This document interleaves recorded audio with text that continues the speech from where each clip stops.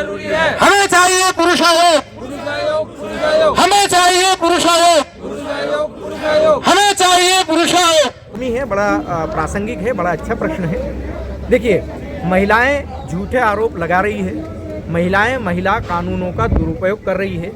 ये तो शुरुआती दिनों में मीडिया मानने के लिए तैयार नहीं था, लेकिन जब हमने डाटा इकट्ठा करना शुरू किया और एनसीआरबी में भी डाटा आना शुरू हुआ तो पता चला कि जो 65 कानून है जो महिलाओं के पक्ष में, उनका धड़ल्ले से दुरुपयोग हो रहा है। चाहे वो दहेज वाला हो, 498 हो, रेप हो, छेड़छाड़ हो, या चाइल्ड कस्टडी हो, या वर्क प्लेस हरासमेंट हो, इन सभी का दुरुपयोग ज़्यादा से ज़्यादा हो रहा है, सदुपयोग तो बहुत कम होता है। अब आपका प्रश्न था कि वो झूठे आरोप लगा करके भी उसका कुछ नहीं बिगड़ता। इसका कारण है, इसका कारण ये है कि सबसे पहला कारण तो हमारा पुलिस सिस्टम है।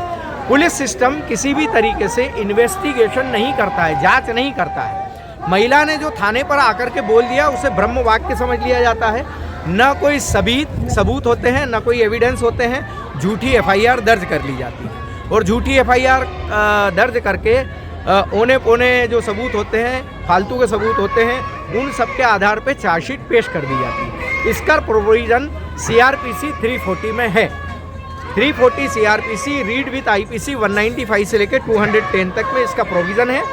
उसमें अगर महिला झूठे दस्तावेजों के आधार पर, झूठे आरोपों के आधार पर, झूठे स्टेटमेंट के आधार पर, झूठे बयान के आधार पर अगर कोई मुकदमा दर्ज कराती है तो सीआरपीसी 340 की धारा के अंतर्गत उसी कोर्ट में उसके खिलाफ परजुरी का मुकदमा दर्ज किया जा सकता है। परजुरी का हिंदी में मायने होता है शपथ भंग।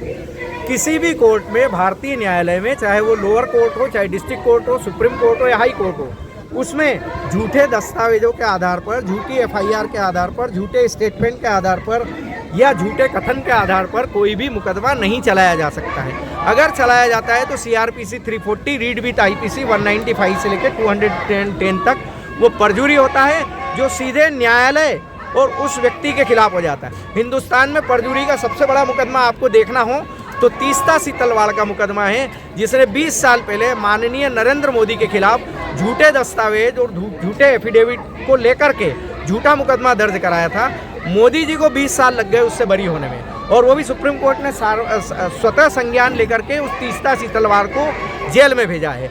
आज कई तीस्ता सीतलवाड़ पूरे समाज में घूम रही है, वो अपने पतियों पर, अपने बॉयफ्रेंड पर, अपने ससुर पर झूठे मुकदमे दर्ज करा रही है। जब जनता को सीआरपीसी 340 रीड विथ आईपीसी 195 की जानकारी होगी, जो कि अभी बिल्कुल नहीं के बराबर है, तो निश्चित तौर पर उन महिलाओं को भी जेल पे जाएगा। सर, अगर आपकी मांगें पूरी नहीं की गई जी, जैसा आप कह रहे हैं कि कानून भी हम चाहते हैं जी, आप कानून बनाना चाहते हैं इस पे, और एक पुरुष आयोग चाहते हैं जो महिला आयोग की तरह ही बिल्कुल पैरेलल काम करे, जी, जी, तो लेकिन सर अगर ये नहीं हुआ तो उसके बाद आप क्या करेंगे? आप मुझे ये बताइएगा कि हमारे फंडामेंटल राइट में जो हमारा मूल अधिकार है, मूल अधिकारों में ये वर्णित है, equality before law and equal protection of law. समान कानून स्त्री पुरुष के लिए लागू किए जाएंगे और समान रूप से कानूनों के द्वारा स्त्री पुरुष को समान संरक्षण दिया जाएगा। अब जब ये फंडामेंटल राइट में और हमारे प्रीलिम में लिखा है तो फिर हमारी मांगे क्यों नहीं मानी जाएगी? और अगर मांगे नहीं मानी जाएगी तो आंदोलन और तीव्र गति से होगा, पूरे राष्ट्र में होगा, हर जिले में होगा, हर कस्बे में होगा, हर शहर में होगा।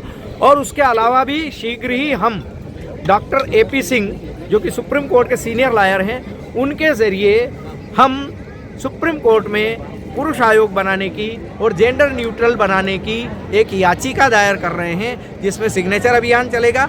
ज़्यादा से ज़्यादा जब सिग्नेचर हो जाएंगे तो हम सुप्रीम कोर्ट में उस याचिका को दायर करेंगे। और निश्चित तौर पर हमें सुप्रीम कोर्ट की तरफ जाना चाहते हैं, आप केंद्र सरकार की तरफ क्यों नहीं जाना? केंद्र सरकार को हमने कई ज्ञापन दे दिए, कई बार लिख दिए।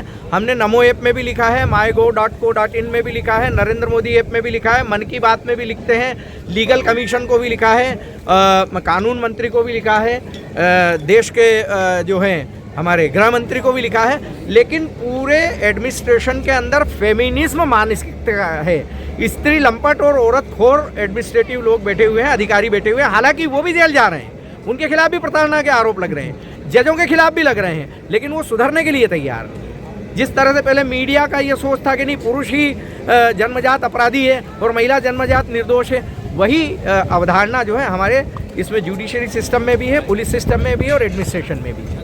तो इसको दूर करने में थोड़ा सर समय आपने कोई PLI वगैरह डाली है इसके लिए या PLI हम डालने के लिए जा रहे हैं। जैसे कि मैंने आपको बताया, doctor AP Singh senior lawyer, काफ़ी सीनियर लॉयर हैं सुप्रीम कोर्ट के, उनके जरिए हम डाल रहे हैं PLI।